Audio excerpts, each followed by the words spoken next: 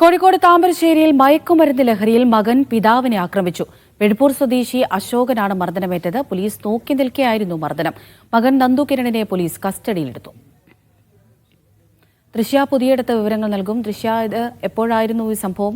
മകൻ ലഹരിയിലായിരുന്നു എന്ന് മനസ്സിലാക്കുന്നു. പോലീസ് അവിടെ ഉണ്ടായിരുന്നു എന്ന് പറയുന്നു. എന്തായിരുന്നു അവിടെ സംഭവിച്ചത്? അവിടെ ഇന്നലെ രാത്രിയോടെയായിരുന്നു സംഭവം നടക്കുന്നത്. ഈ സമയത്ത് ഇയാൾ നിരന്തരമായി വൈകി എത്തുന്നത് പിതാവ് ചോദ്യം ചെയ്യുകയായിരുന്നു. മകൻ നന്ദുകിരണാണ് പിതാവിനെ ആക്രമിച്ചത്. ഇന്നലെ രാത്രിയോടെയായിരുന്നു സംഭവം. ഇയാൾ നിരന്തരമായി മയക്കുമരുന്ന് ഉപയോഗിക്കുന്ന ആളാണെന്നാണ് പോലീസും ഇതുകൂടാതെ തന്നെ നാട്ടുകാരും പറയുന്നത്.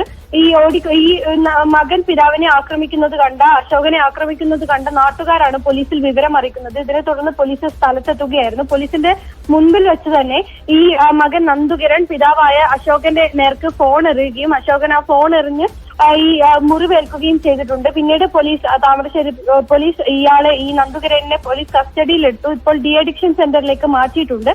പ്രതി നിരന്തരമായി രാസലഹരി ഉപയോഗിക്കുന്ന ആളാണെന്നാണ് നാട്ടുകാരും കുടുംബവും ഇതുകൂടാതെ തന്നെ പോലീസും പറയുന്നത്. എന്തായാലും ഇയാളെ ഈ ഡി അഡിക്ഷൻ സെന്ററിലേക്ക് മാറ്റിയിട്ടുണ്ട്. അമൃത.